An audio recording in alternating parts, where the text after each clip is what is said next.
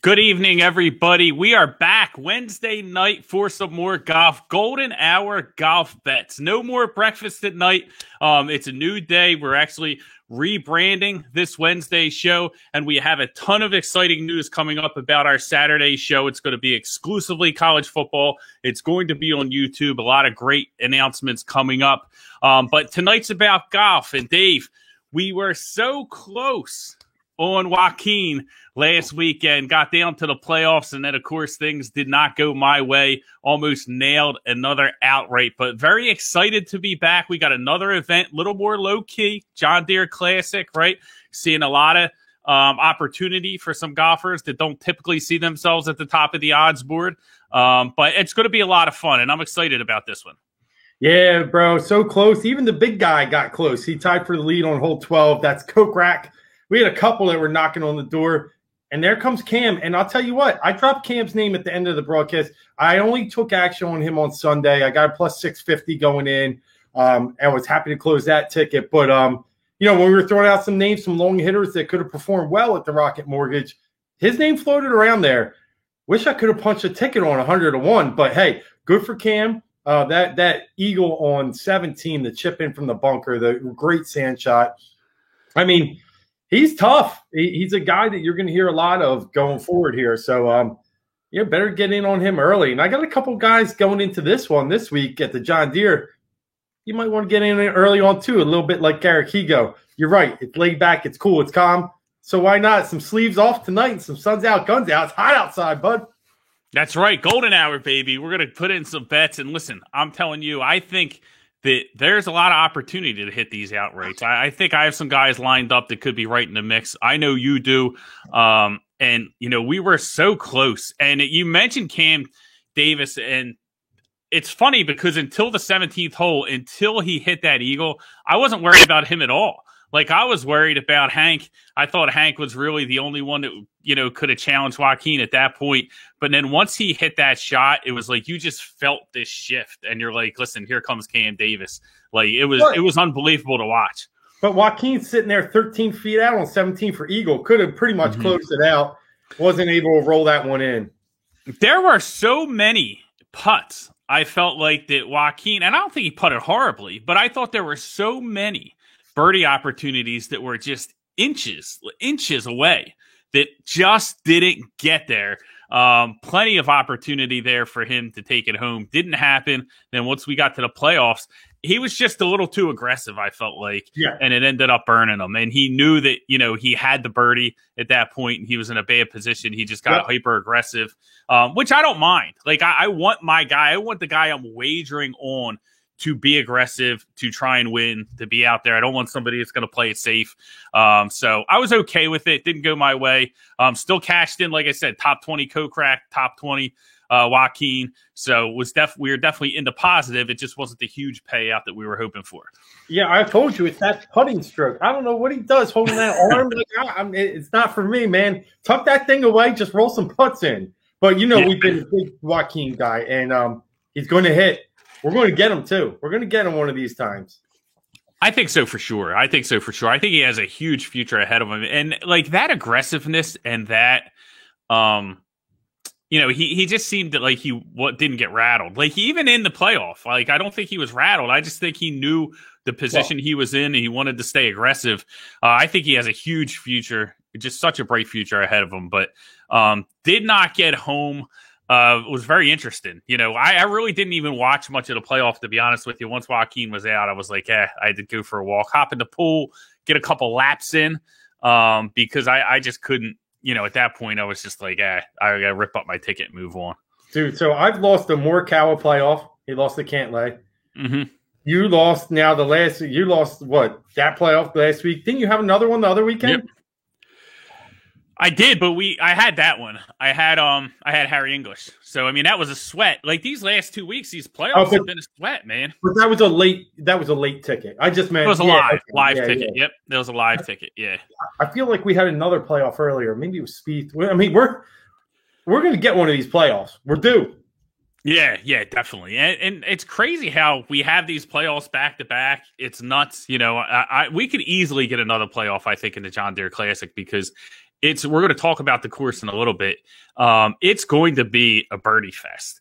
But before we get into that, we get into the course, we get into how we're profiling the players. I wanted to pick your brain a little bit about the match, right? We saw the match, Aaron Rodgers, Tom Brady, lefty Bryson, right? A lot of talk about it. It was fun. I know a lot of people wagered on it. Me personally, I stayed away from it. I was just kind of watching parts of it as a fan. But what were your takeaways? What were your thoughts? Aaron Rodgers, Tom Brady. It's a fun thing to see them do, but I feel like they have to kind of spice this up a little more if they want to keep doing it. Well, first off, the star of the show was Phil Mickelson. Second was Charles Barkley. And, I mean, nobody touched them. But I will give Brady a lot of credit. In his first go-round, we're like, he's got some, but, right, he's pressing a little hard. He was talking that junk this time around. And I think, it kind of showed Bryson and Aaron, in my opinion, you almost hate them. Like, they just came off as so just not likable, so vanilla, but then also just a little bit arrogant, and it just wasn't fun. Like Phil's busting their balls, and they aren't taking it, but then when they're winning, they give it the wrong way. I don't know, but maybe it had something to do with them being able to play a couple times because Brady was definitely a little more freed up. As far as the golf went, fun golf. You get out in the Montana, man, those views were beautiful. And the way, they had a 410-yard hole that everybody was trying to drive. The way the distances can be up in the altitude and shooting down. All good golf, but hey, if I take anything out of it, Aaron Rodgers can putt the ball. I'll give him that. And then secondly, he ain't going back to Green Bay. I'll tell you that. Hey, yo, Cease, what's up? Yeah, Adam Cease checking in, man. Listen, Adam, we appreciate you checking in. Always good to see you guys supporting us. He says he asked Rodgers where he's going to be. He told Barkley he'd tell him next week if he's going to play next year or not. And I think Aaron Rodgers has a lot of leverage in that situation. I think he went out and watched Tom Brady, really start to drive the course of the rest of his career, right? He goes on to Tampa. He says, I have enough in New England. I just want to do something different. Goes on to Tampa. They go out and get him whoever he wants. They let him have, all this input into the offense or whatever, and he goes out and wins a Super Bowl. And Aaron Rodgers is sitting there, waiting for the 16,000th year for them to draft a wide receiver. I think he's just like, I had enough. I'm going to go to an organization that's going to, put weapons around me, and I'm going to finish my career, somewhere else. And I think that's really the plan for Aaron Rodgers going forward. But it's funny to see him, away from the football field, just, trying to stoke the fires. He sucks. And I've been with someone, and I think you're on my team, and there's not a lot of us. Dude's a born choker. I'm not a big Aaron Rodgers guy. Yeah, I think that he comes up big against Detroit. But, when he gets deep into the playoffs, man, I think he makes some questionable decisions. I'm not sure that he has the DNA that Brady does when it comes to the playoffs. But it's a conversation for another time. But it's something here, there. It's just, but whatever. It just doesn't click. Yeah, but it was good. You know what? It was neat golf. The other thing I took away, that took too long, man. Too many guests, too long. I don't know what it was. It's almost 5.5 hours. And they got to 16 holes. It was. I punch somebody if I'm playing 5.5 hours and nobody in front of me. 16 holes. You know what I mean? Yeah. That's way too long. Way too much of a production. But we'll see what they do going forward. I think it's a good idea. It's just the execution's got to be a little bit better. But it is interesting. Maybe next year they'll have Bryson and Bryson on separate teams. Yeah, he would probably decline it. I know he probably would decline it. He'd run. But listen, everybody listening, make sure you drop if you got any best bets, John Deere Classic. We're going to get into it right now. Drop them in the comments. We want to hear everybody's bets. We want to get you guys involved. We appreciate everybody tuning in. But Dave, let's start to talk about it now. So John Deere Classic, right? Relatively easy course, par 71. 7,268 yards. We got about 5,500 square foot of greens, slow greens. So I think that, the really advanced putters are going to have a good time. We're going to see, 20 under, numbers in that range, I feel like, on this course. Tell me a little bit about the course and some of the, advanced metrics that you were looking at when handicapping these golfers. Yeah, you hit the key words. I mean, par 71 Birdie Fest. But it's out in Silvis, Illinois at the good old TPC Deer Run. Wide open fairways. Doesn't matter if you hit them or not. You're hitting out of stuff that's as close to the fairway as possible. It's like playing over there at Pittman Golf Course, right around the corner from me. Like, it's just wide open. Have some fun. It usually, like you said, lots of the scores are really good. Last 11 winners were and 9 of them were 20 under or better. So, I mean, you're right. Only 2 that didn't, and Bryson was actually one of them.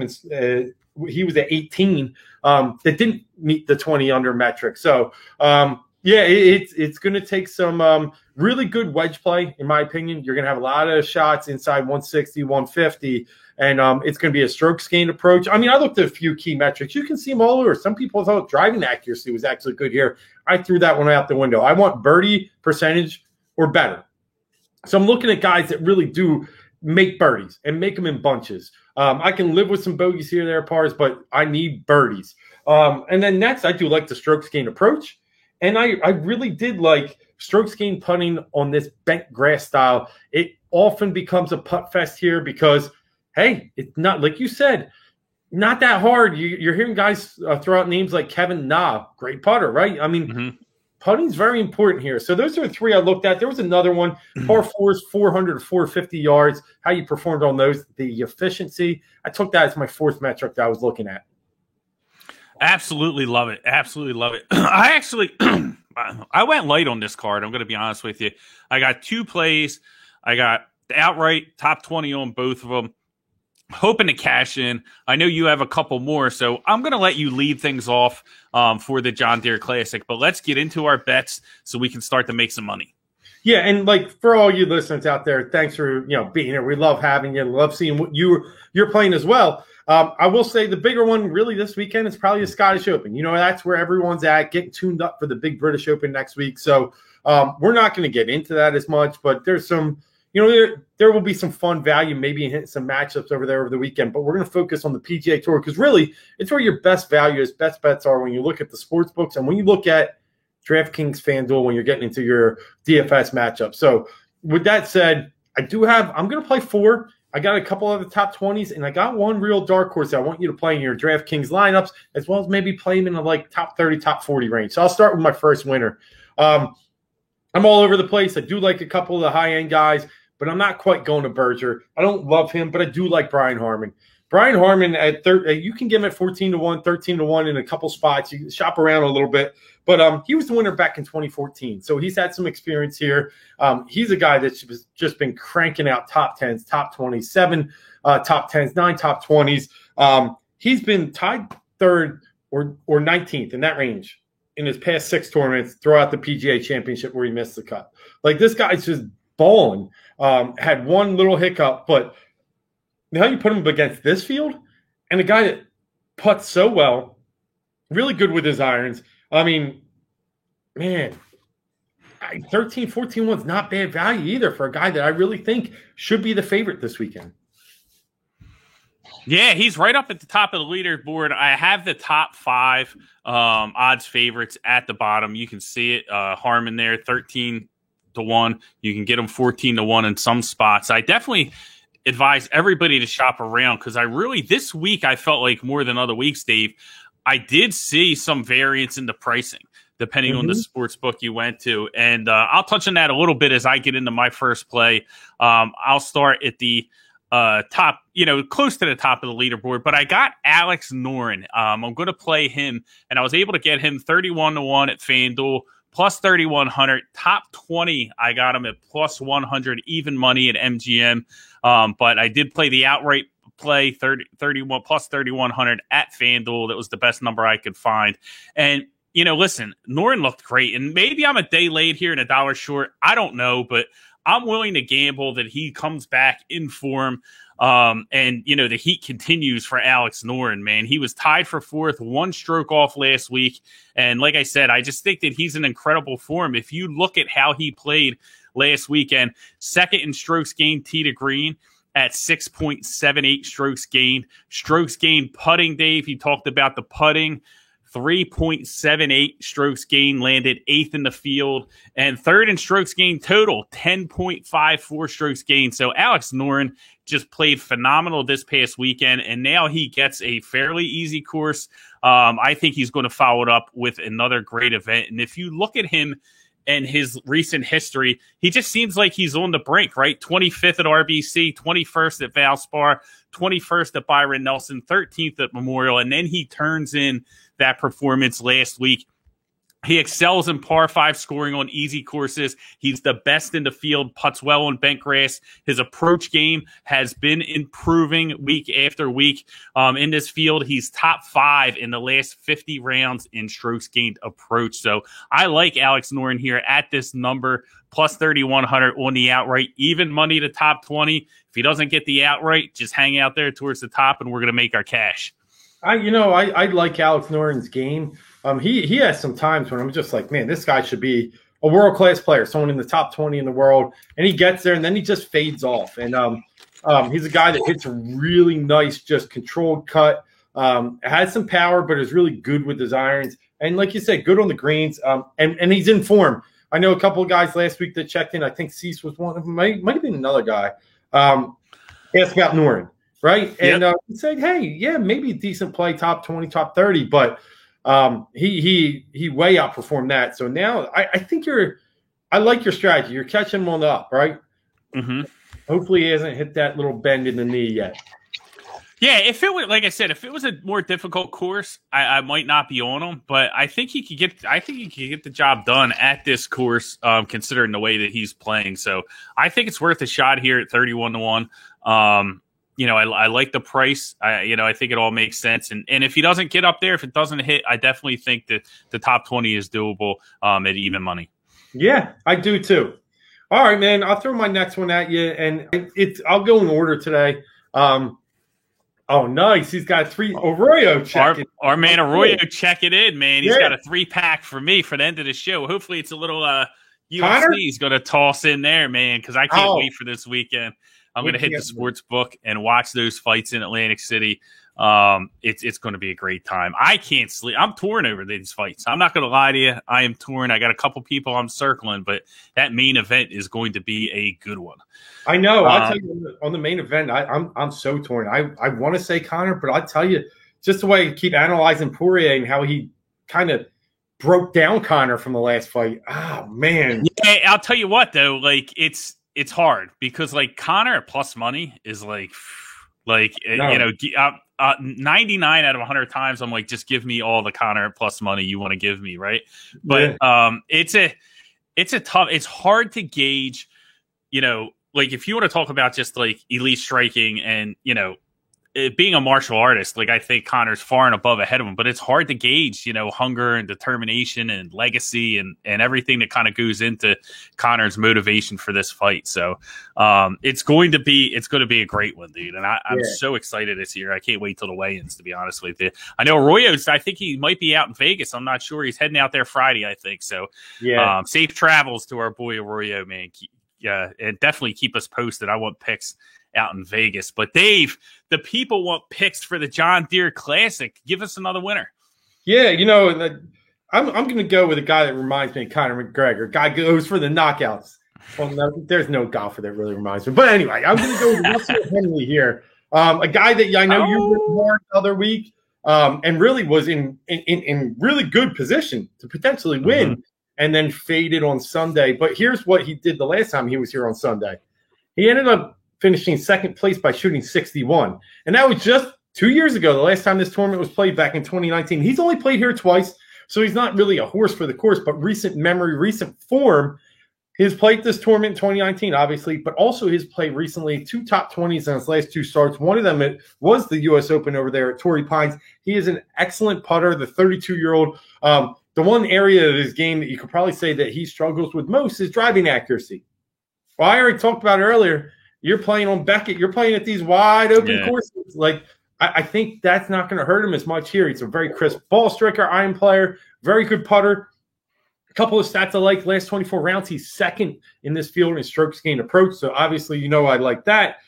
He's 14th in par 4 efficiency from that 400, 450-yard distance. I really like. That's 14th overall. So they have 5 holes that are like that. So really, you got to score on those holes. That's a key.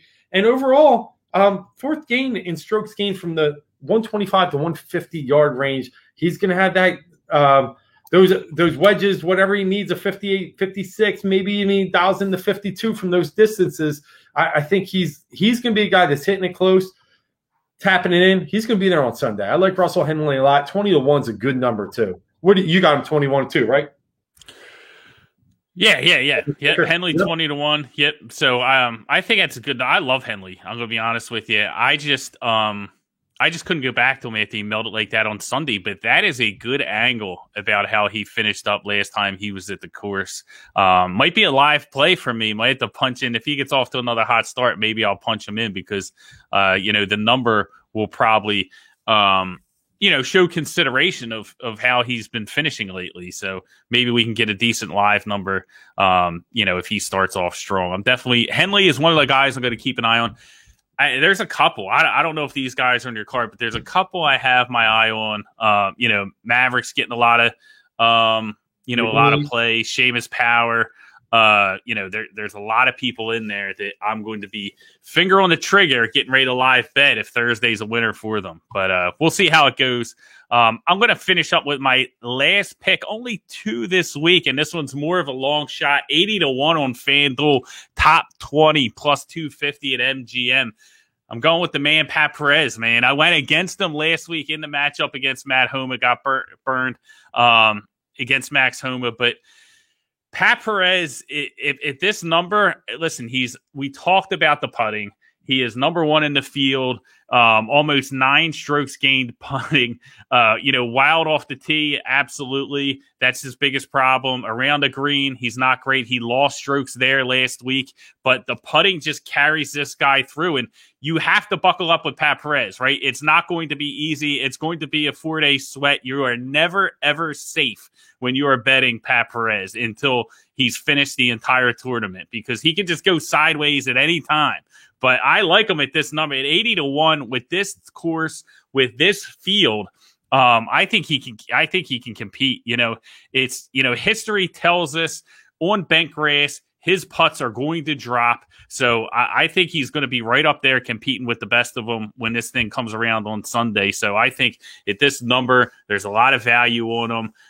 Plus 250, top 20. I'll take that as well. He's got 2 top 15s in his last 3 events. So I like his form, starting to play with a little confidence. I think Pat Perez is worth a shot here, Dave. Yeah, I love me some Pat Perez. He'll drink, that kind of guy who can just meet the bar, let that mullet flow, and he'll pound some beers right with you. He doesn't care. Yeah. The biggest concern is I hope he's not out watching that McGregor fight. No, hopefully he's in good position before then, right? I love Pat Perez, a good guy from he's out in Arizona State land. So yeah, cool. Good pick. Bo Van Pelt, Zach Johnson. Zach Johnson's interesting. You used to say that Zach Johnson here was an absolute autoplay. You just press that button and it's Zach Johnson, and you're coming home with cash. This is in his backyard. It's out of Sylvis, Illinois, but he's right in that area, the Quad City kind of arrangement. I think he's out in northern Iowa, but it's all right there. And interesting pick. I will tell you that. I think Zach Johnson definitely has some value here. Bo Van Pelt's interesting too. But Zach Johnson, that's some good value. Nice. All right, I got 2 more, but I'm going to go with my long shot here. And you kind of dropped his name earlier, Drums, and I ain't mad at you. You talked about my boy Hank the Tank. Listen, I've told you guys, if you watch our show on Saturdays when we started this thing, when we talk college football, a little FSU all the way, right? Well, Hank is in that mold too. You got Daniel Berger, you got Brooks Koepka, and here you come Hank LaBoida. And this guy, one thing we know about him, obviously he's been in back-to-back top 5s. He's been dialed in. He's a lefty if you haven't got to see him on national TV. So it kind of messes you up seeing some guy swing from that side. But it's all right. We don't hate him for that. I got 2 lefties in my lineup, by the way, this week with Harman doubling up. But Hank, he's a putter, man. He's a guy that scrambles well. He's a guy that just – he's got that all-around game. He doesn't power it, and you don't need the power here, but he can put up numbers. Here's some things about Hank. Listen, second scoring from the 400, 450-yard range on par 4 efficiency. He's made 6 straight cuts. So I hope he's not faded. I still think he's trending in the right direction, kind of like your boy Noren that we're talking about. And he's 24th in greens and regulation on tour overall, 3rd in scrambling. This guy can get up and down from anywhere. He can roll that ball in. Hank just needs a couple little extra breaks here. Like you said, he was there on Sunday. He was that guy you were scared of with Joaquin, and he had a shot. It really could be his time. And you're getting a guy at 5,500, 6,000.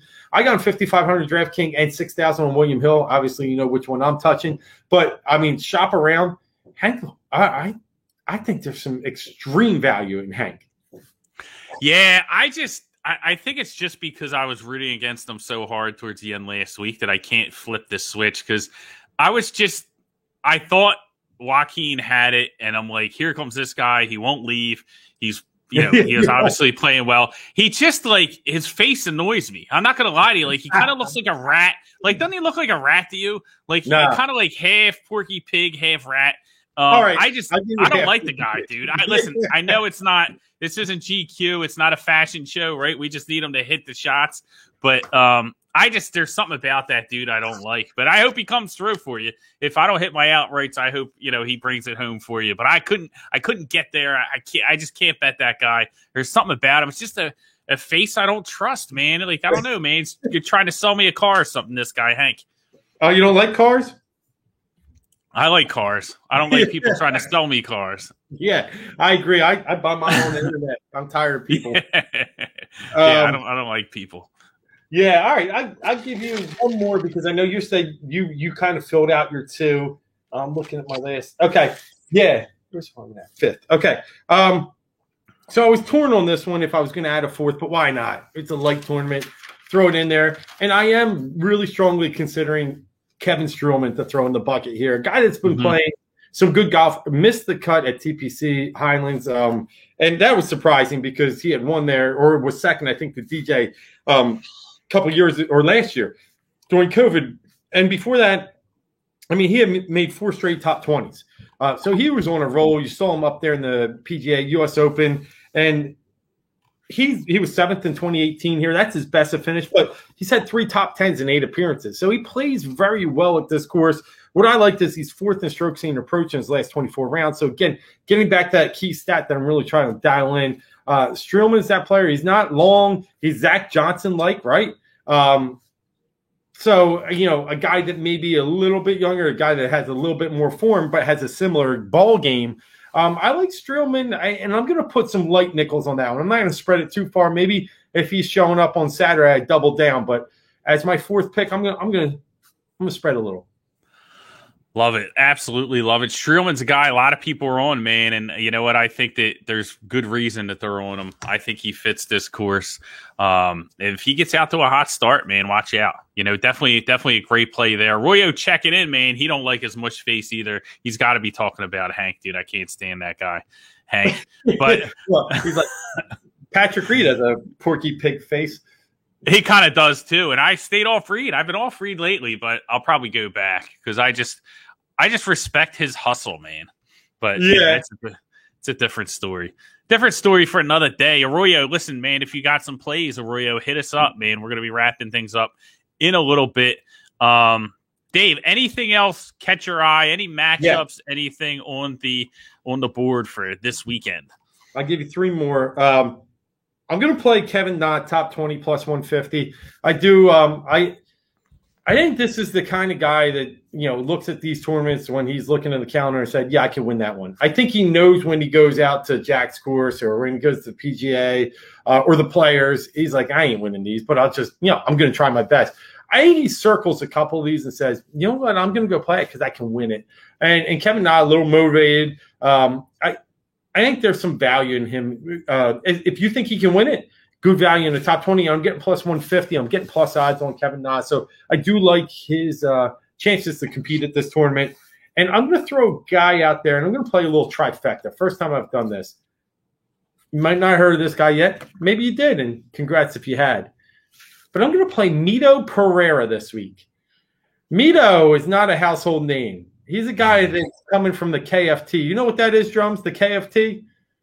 No, I know KFC, Kentucky Fried Chicken, baby. Yeah, well, it's just the same. It's the Kentucky Fried Tour, or as they call it, the Corn Ferry Tour. This guy's won 2 times on the Corn Ferry this year. Able to get his card just recently. Played last week. Won 2 in a row in June. And now he came over and he played Rocket last week. He shot a respectable 3 under. Hails from the same country as Joaquin Nyman, was hanging in there, but 3 under, right? Not bad, not enough to make the cut. But it's not like he was so far off. And it's like the jitters, right? You just got to get through this. The guy's not a bomber. He's 50. I think he's like 31st in driving distance on the KFT. But what he is he's a ball striker and he's a putter. And those are the things that we like at this course. So I'm going to roll a trifecta. Mito Pereira, and put him in all my DK lineups. But I'm also going to roll a top 40, 30, and 20. I'm going to go plus 150. Look at you. Plus 150 for the top 40. Plus 225 for the top 30, and give me some plus 500 level in the top 20. Little trifecta. That horse is coming home, I'm telling you. That's right. Ring the register. We're cashing in. We're cashing in. And then my last, Drums, I know you like round 1 leaders, right? It's a lot of fun. Makes Thursdays a lot of fun, man. And get you to Friday. That's all you need. We talked about last week. It was going to be some bum yum, some Bobo. And it was. I forget even the guy's name to this day. It wasn't worth touching that last week, but I got an eye on this week. And I got 3 guys here that I'm going to just sprinkle very light. But Brian Harman is 9th in round 1 scoring average. I like him potentially to lead after round 1. Another name you'll hear that you can get such good money on, Josh Teeter. Overall, he is – Harman was 5th. Teeter is 9th in round 1 scoring average. And the last one is Patton Kazire. I want to throw a little on him too. 19th in round 1 scoring average, but also he's a birdie machine. He's 2nd here in birdies or better average. I wanted to play Patton this week to win. I just couldn't get there, but I can play him a little bit on the round 1 scoring leaderboard. Maybe he'll get me a little cash that way. Love it. Absolutely love it, dude. Great plays there, man. Those Thursday plays are the best ones, dude. So that's definitely going to be a lot of fun. Arroyo checking in, man. He gave us his 3-packs. Are you ready for this? The main event is not in it. But, he gave us the 3-packs, but he's on one fight that is my favorite bet this weekend. I can't wait to play it. And that is Wonder Boy Stephen Thompson against Gilbert Burns. Love Thompson in this spot, Arroyo. I'm right there with you. Then he has Trevin Giles and Adanya Irene in the women's fight. He has that. So good odds on both of them. I mean, minus 106 on Trevin. And then let me see. Adanya, I think, is pretty close, minus 120, somewhere in that area. I know Arroyo's probably got better prices than that, but that is what it's showing right now on DraftKings. So go get that. But Arroyo, I am with you on Thompson, dude. Thompson is going to light Burns up like Times Square on New Year's Eve, and I am here for it. I think that is my favorite play on the card. I'm going to have the strongest position on that fight. Obviously, going to play the main event because it's just such a huge fight. I got to play it. I'm so fascinated and intrigued. But awesome stuff. Like I said, Arroyo, man, send us some picks, dude. Definitely have a blast in Vegas. It wasn't Gilbert Burns. He had that one fight where he dominated Woodley, I think, right? Yep, smashed him, yeah. Smashed him. But he just looked like all of a sudden, like, this guy's rising. Now he's just got his face punching, I think, the last 2 fights he's been out there. I think he's Usman. He got smashed against Usman. Now he knocked Usman down early in the fight, and then Usman came back and trashed him. But I just think that he's a hyper aggressive fighter, and Thompson is a guy that can kind of pick that type of fighter apart. Lots of weapons in the toolbox for Wonder Boy, so I love it, dude. I mean, that's going to be my favorite play. Strongest position on Thompson. But listen, if you want some early action on those undercard fights or earlier fights, definitely my man Arroyo knows his stuff, dude. So you definitely want to tail him in those spots. But let's get back to golf. That's what the people are here for.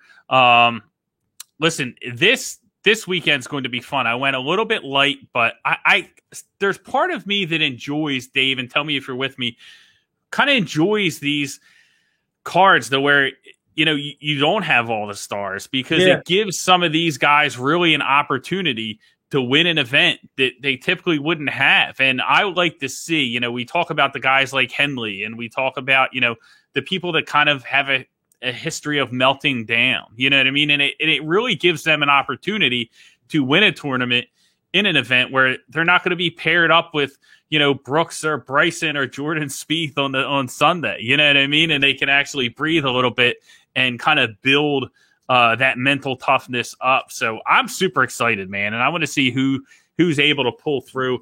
When Alex Noren takes this thing down and I cash my ticket, it's going to be a very, very good weekend. Yeah, I'm excited about it too, just from a simple sense that it's almost the calm before the storm. We missed out on the British Open last year, and I love the British Open, probably like a lot of you golf fans that tune in here, for the simple fact that as soon as I wake up, I got golf. I mean, that thing starts cranking at like 3, 4 a.m., and I mean, I'm plugging in bets early. So it's kind of the calm before really, getting ready for that real betting for breakfast style. So it'll be a fun week. It'll be a lot. And that's why I think they play like this kind of easier course, kind of feed into some of these guys to give some excitement before we get into, what is the Claret Jug. So, yeah, I'm excited. And it does give a lot of, we can list the winners, Drums. I mean, last is Fratelli. Dylan Fratelli won in 19. University of Texas alum that we know that, has a decent game, but not a household name. Michael Kim in 2018 set the course record shooting 27 under. Bryson won, but then Ryan Moore and Spieth. You got some guys here in the last 2-3 years, real long shots. It could show up again this week. Yeah, it's always fun, man, when you get a chance to catch a big ticket like that.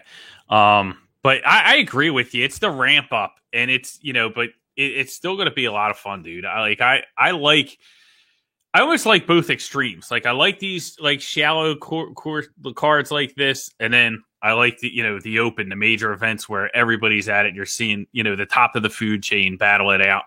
When it gets kind of mixed in, it's like all right, But I like these types of weekends, so I'm super excited. I have 2 plays, but that also gives me a little bit of flexibility if I want to jump in live and do some things. Listen, if Pat Perez ain't going to hit, I'm going to know early. I think I'm going to know what type of weekend it's going to be for him by this time tomorrow, to be honest with you. But any parting thoughts for the audience before we get out of here, Dave? We're running up on about 40 minutes. Had an absolute blast. Turned into a little bit of a UFC show with our man Arroyo. But Arroyo, we want to wish you safe travels, man. And I want those pictures. I'm not playing around. Yeah, no, my last parting shot is, listen, when we were on the air last Wednesday, we didn't quite get the news yet of Bryson DeChambeau firing his caddy. Long time caddy. And it's some news came out today, and it actually came out from Ian Rappaport. Of all people, the NFL, beat writer and insider, that infamous scene that we've all seen down at Kiawah Island when Brooks Koepka rolled his eyes was actually in response to Bryson ripping out his caddy.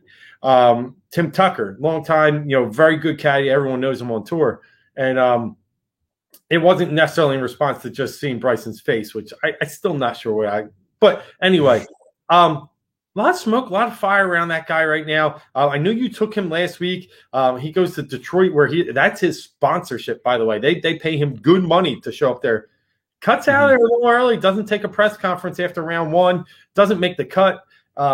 Bryson's got some soul searching to do. He is not a good dude. I've repeatedly said that, and I will stand on that. And he's got some soul searching to do. I think that was big news, and something that I think might really affect him in these last few tournaments leading up to the FedEx Cup. Yeah, I agree with you, dude. I definitely he's got it. It's tough being at the top, but you know what? He's got to handle it better, man. And just his whole persona, the way rubs me the wrong way. He wants to do these videos, but then he's always yelling at everybody, and it's just he just doesn't seem like a great dude, man. He's the guy that I definitely wouldn't want to drink a beer with. Outside in normal life. I feel like if I knew this guy in my personal life in a personal setting, he'd be pretty cringeworthy, man. It wouldn't be the type of dude that I would hang out with, but I did back him. I thought, hey man, was tailor made for him. It was. I did not know that he was going to fire his caddy. Well, that probably would, if I had that information, it would have been nicer. But yeah, I think it's a big deal too. And it's a big deal in the sense of mentally he can't be focused if he has all this stuff going on. You know what I mean? And And, I think that showed in the way he played and, just his whole attitude towards the event was pretty crappy. But did good with Kokrak, did good with Joaquin. So I was happy that it was the only miss out of the three. But it really should have been, I felt like a huge weekend because I hit those two. And Bryson should have been a layup, but had to go fire in the caddy and go off the rails. Those sort of things, unpredictable. Nothing we can do about it, right? No, yeah, I just wanted to bring that up, especially with the news today that the caddy kind of quit after getting berated, and nobody wants to work in that environment. So we'll have to see. There's a lot more. And Brooks fired out the best tweet, didn't he? Caddy, dude, he's clutch, man. Yeah. Caddy Appreciation Day. Dude, so funny. I think that's his name. He's like, the best to do it. Oh man, there were so many ways you could go, and I think that was just the best. I don't think I would have came up with that. No, it's great. And dude, he's nailing them. Like his social game, like his responses to Bryson are just hysterical, man. Yeah. And I love to see it. I can't wait to see more of it. As this thing continues to play out, gotta love it, man. But listen, we want to thank everybody for checking in. We appreciate it. Adam, Arroyo, safe trip out in Vegas, my man. We had Nick checking in. We had a couple other people checking in, trying to get through all the comments. I appreciate you guys hanging with us. We will be back next Wednesday. Again, no Saturday show. The Saturday show, Betting for Breakfast, will be back on July 24th as we get into the college football season. We got a lot of exciting announcements coming up with that we will get to you when the time is right. But you're going to be able to see it exclusively on YouTube. So we're going to need you guys to, fire up the YouTube app for us over there. And listen, while you have it fired up, go over, like, and subscribe to Heat Ratio Sports Network. Ton of great shows out there. Half Court Heat, Off the Tee Bets with Chris Exushin. So many. I don't like naming them because then I start to forget them. But Flyer and Ice, our hockey podcast, had Al Morgani on today. It was a tremendous show. Excellent insight from Al. He's talking about the Lindros era, all the good stuff for our Philadelphia hockey fans that are tuning in. Make sure you go check that out.